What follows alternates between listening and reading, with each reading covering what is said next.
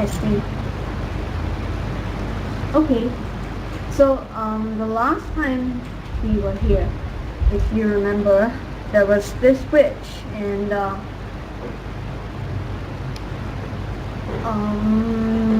Tristan. Yes, Tristan and Elaine wanted to go to back to the wall. So the witch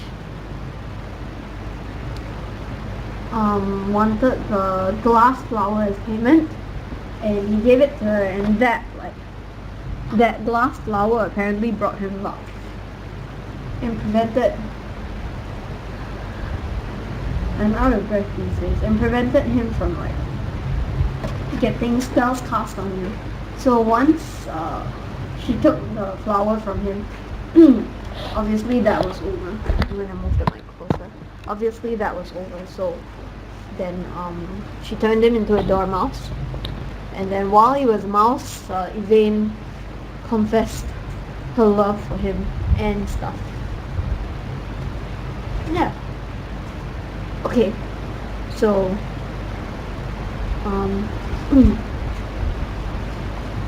9, which deals chiefly with the events at Diggory's Dyke.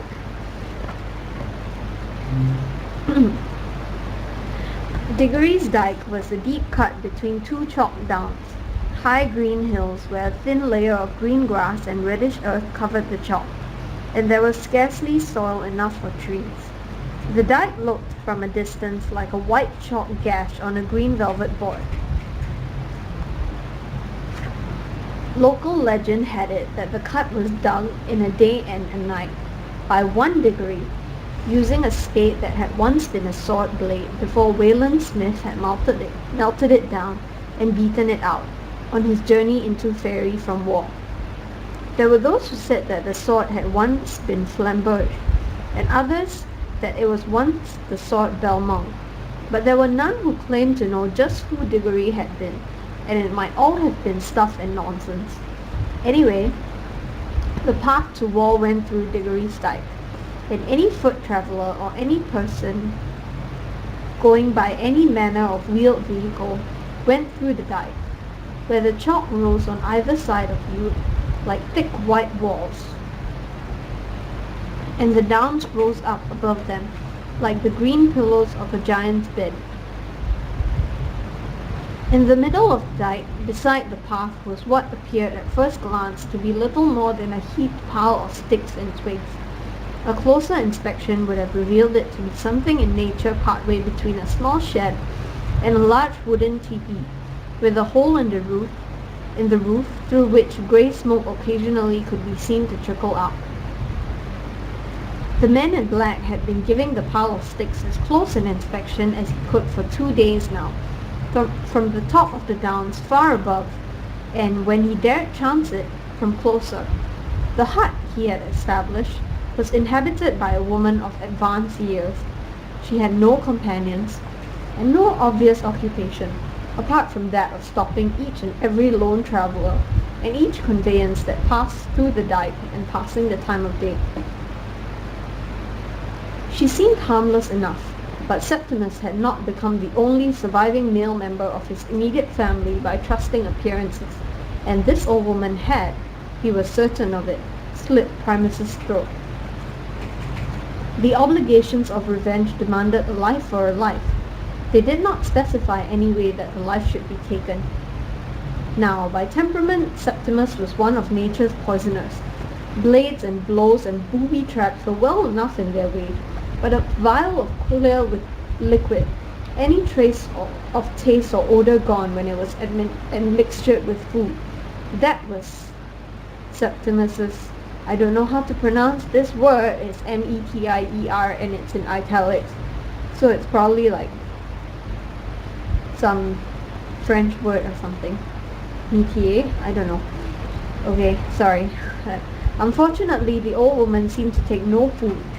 She did not gather or trap herself, and while he contemplated leaving a steaming pie at the door to her house, made of ripe apples and lethal baneberries, he dismissed it soon enough as impractical. He pondered rolling a chalk boulder down from the hills above her, dropping it onto her little house, but he could not be certain that he would hit her with it. He wished he was more of a magician. He had some of the locating ability that ran patchily in his family line, and a few minor magics he had learned or stolen over the years, but nothing that would be of use to him now, when he needed to invoke floods or hurricanes or lightning strikes. So Septimus observed his victim to be as a cat watches a mouse hole, hour after hour, by night and by day. It was way past the mid-hour of the night, and was quite moonless and dark, when Septimus finally crept to the door of the house of sticks. With a fire pot in one hand and a book of romantic poetry and a blackbird's nest, into which he had placed several fir cones in the other.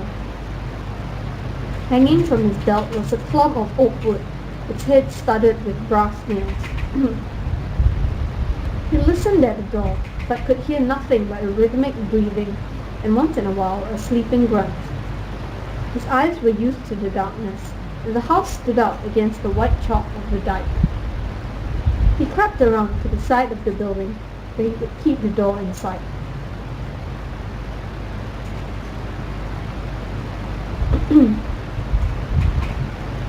First, he tore the pages from the book of poems and crumpled each poem into a ball or a paper twist, which he pushed into the sticks of the shack's wall at ground level. On top of the poems, he placed the fir coats. Next, he opened the fire pot, and with his knife, he fished a handful of waxed linen scraps from the lid, dipped them into the glowing charcoal of the pot, and when they were burning well, he placed them on the paper twists and the cones, and he blew gently on the flickering yellow flames until the pile caught. I'm pretty sure they can hear you.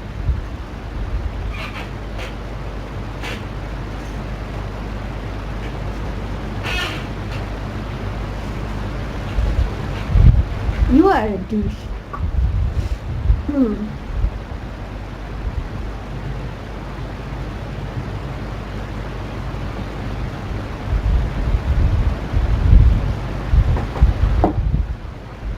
Sorry. He dropped dry twigs from the bird's nest onto the little fire, which crackled in the night and began to blossom and grow. The dry sticks of the wall smoked gently, forcing Septimus to suppress a cough, and then they caught fire, and Septimus smiled. Septimus returned to the door of the hut, hefting his wooden club on high. For, he had reasoned, either the hag will burn with her house, in which case my task is done, or she will smell the smoke and wake, affrighted and distracted, and she will run from the house, whereupon I shall beat her head with my club, staving it in before she can utter a word, and she will be dead, and I will be revenged. It is a fine plan, said Tertius in the crackling of the dry wood, and once he has killed her, he can go on to obtain the power of Stormwood. We shall see, said Franks, and his voice was the wail of a distant night bird. Flames licked at the little wooden house, and grew and blossomed on its side, with a bright yellow-orange flame. No one came to the door of the hut. Soon the place was an inferno, and Septimus was forced to take several steps backward. From the intensity of the heat, he smiled widely and triumphantly, and he lowered his club. There came a sharp pain to the heel of his foot. He twisted and saw a small, bright-eyed snake, crimson in the fire's glow, with its fangs sunk deep into the back of his leather boot. He flung his club at it, but the little creature pulled back from his heel and looped at a great speed, away behind one of the white chalk boulders. The pain in his heel began to subside. If there was poison in its bite, thought Septimus, the leather would have taken much of it. I shall bind my leg at the calf, and then I shall remove my boot and make a cross-shaped incision in the place where I was bitten, and I shall suck out the serpent's venom. Wow. So thinking, he sat down upon a chalk boulder in the fire's light, and he tugged at his boot. It would not come off. His foot felt numb, and he realized that the foot must be swelling fast. Then I shall cut the boot off, he thought. He raised his foot to the level of his thigh. For a moment he thought his world was going dark, and then he saw that the flames, which had illuminated the dike like a bonfire, were gone. He felt chilled to the bone. "So," said a voice from behind him, soft as a silken strangling rope, sweet as a poisoned lozenge. "You thought that you would warm yourself at the burning of my little cottage. Did you wait at the door to beat out the flames, should they prove not to my liking?" Septimus would have answered her, but his jaw muscles were clenched, his teeth gritted hard together. His heart was pounding inside his chest like a small drum, not in its usual steady march, but in a wild, arrhythmic abandon. He could feel every vein and artery in his body, threading fire through his frame. If it was not ice that they pumped, he could not tell. An old woman stepped into his view. She looked like the woman who had inhabited the wooden hut, but older, so much older.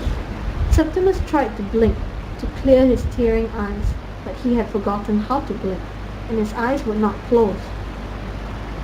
"You should be ashamed of yourself," said the woman, "attempting arson and violence upon the person of a poor old lady living upon her own, who would be entirely at the mercy of every passing vagabond, were it not for the kindness of her little friends."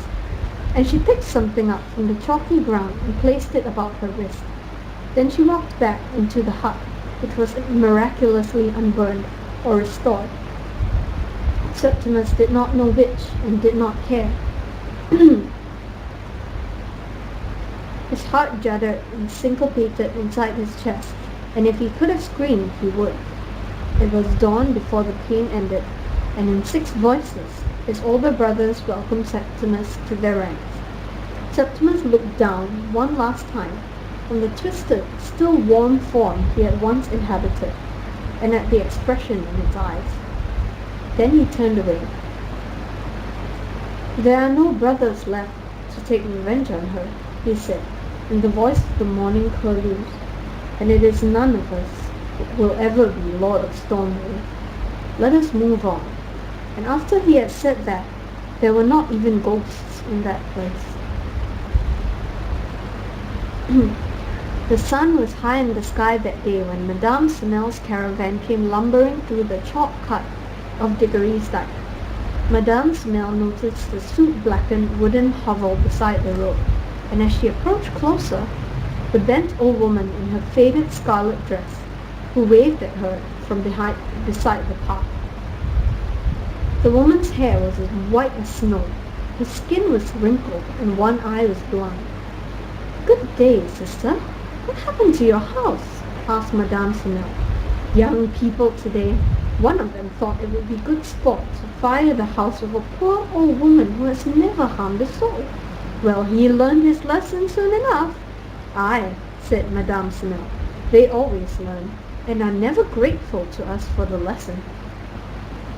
"There's truth for you," said the woman in the faded scarlet dress. "Now tell me, dear, who rides with you this day?" "That," said Madame Saelis haughtily, "is none of your never mind, and I shall thank you to keep yourself to yourself. Who rides with you? Tell me truly, or I shall set harpies to tear you limb from limb, and hang your remains from a hook deep beneath the world." "And who would you be to threaten me so?" The old woman stared up at Madame Saelis with one good eye and one milky eye. "I know you, dishwater Sal. None of your damned lip. Who travels with you?" Madame Saelis felt the words being torn from her mouth, whether she would say them or no. "There are the 2 mules who pull my caravan, myself, a maid-servant I keep in the form of a large bird, and a young man in the form of a dormouse." "Anyone else? Anything else?" "No one and nothing. I swear it upon the sisterhood." The woman at the side of the road pursed her lips. "Then get away with you, and get along with you," she said. Madame Saelis clucked and shook the reins, and the mules began to amble on. In her borrowed bed in the dark interior of the caravan, the star slept on, unaware how close she had come to her doom, nor by how slim a margin she had escaped it. When they were out of sight of the stick house, in the deathly whiteness of Dickory's dark. The exotic bird flapped up onto its perch, threw back its head, and whooped and crowed and sang, until Madame Semel told it that she would wring its foolish neck if it would not be quiet. And even then, in the quiet darkness inside the caravan, the pretty bird chuckled and twittered and trilled, and once it even hooted like a little owl. The sun was already low in the western sky as they approached the town of Wall. The sun shone in their eyes, half blinding them and turning their world to liquid gold. The sky, the trees, the bushes, even the path itself was golden in the light of the setting sun. Madame Semel reined in her mules in the meadow, where her stall would be. She unhitched the 2 mules and led them to the stream, where she hitched them to a tree. They drank deeply and eagerly. There were other market folk and visitors setting up their stalls all over the meadow, putting up tents and hanging draperies from the trees. There was an air of expectation that touched everyone and everything, like the golden light of the westering sun. Madame Semel went into the inside of the caravan and unhooked the cage from its chain. She carried it out into the meadow and put it down on a hillock of grass. She opened the cage door and picked up the sleeping dormouse with bony fingers. "Out you come," she said. The dormouse rubbed its liquid black eyes with its 4 paws and blinked at the fading daylight. So cute. The witch reached into her apron and produced a glass daffodil. With it, she touched Tristran's head. Tristran blinked sleepily, and then he yawned. He ran a hand through his unruly brown hair and looked down at the witch with fierce anger in his eyes. "Why, you evil old crone," he began. "Hush your silly mouth," said Madame Semel sharply. "I got you here safely and soundly and in the same condition I found you. I gave you board and I gave you lodging, and if neither one of them were to your liking or expectation, well, what is it to me? Now be off with you before I change you into a wiggling worm and bite off your head, if it is not your tail. Go, shoo, shoo." Tristran counted to 10, and then ungraciously walked away. He stopped a dozen yards away beside the copse, and waited for the star, who limped down the side of the caravan steps and came over to him. "Are you all right?" he asked, genuinely concerned as she approached. "Yes, thank you," said the star. "She did not ill-use me. Indeed, I do not believe that she ever knew that I was fair at all. Is that not peculiar?" Madame Semel had the bird in front of her now. She touched its plumed head with her glass flower, and it flowed and shifted and became a young woman, in appearance not too much older than Tristran himself, with dark curling hair and furred cat-like ears. She darted a glance at Tristran, and there was something about those violet eyes that Tristran found utterly familiar, although he could not recall where he had seen them before. "So that is the bird's true form," said Yvain. "She was a good companion on the road." And then the star realized that the silver chain that had kept the bird a captive was still there, now that the bird had become a woman, for it glinted upon her wrist and ankle, and Yvain pointed this out to Tristran. "Yes," said Tristran, "I can see it. It is awful, but I'm not sure there's much we can do about it." They walked together through the meadow, toward the gap in the wall. "We shall visit my parents first," said Tristran, "for I have no doubt that they have missed me as I have missed them." Although, truth to tell, Tristran had scarcely given his parents a second thought in his journeyings.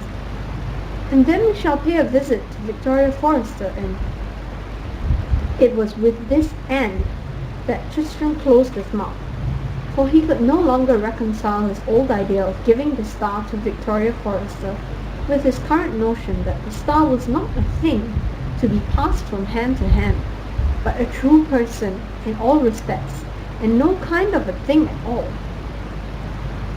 And yet Victoria Forrester was the woman he loved. Well and all, he would burn that bridge when he came to it, he decided, and for now he would take Yvain into the village and deal with events as they came. He felt his spirits lift, and his time as a dormouse had already become nothing more in his head than the remnant of a dream, as if he had merely taken an afternoon nap in front of the kitchen fire and was now wide awake once more. He could almost taste in his mouth the memory of Mr. Bromios's best ale, although he realized, with a guilty start, he had forgotten the colour of Victoria Forester's eyes. The sun was huge and red behind the rooftops of the wall. When Tristram and Yvain crossed the meadow and looked down on the gap in the wall, the star hesitated. "Do you really want this?" she asked Tristram, "for I have misgivings."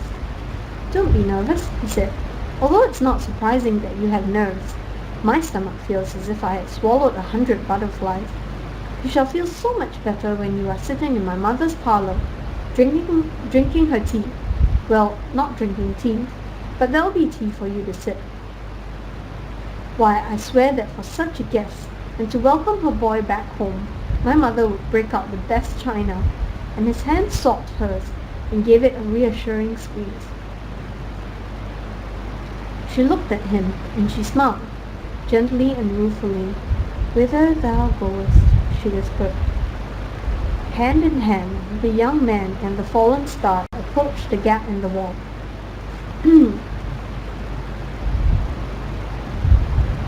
Should I read the next chapter?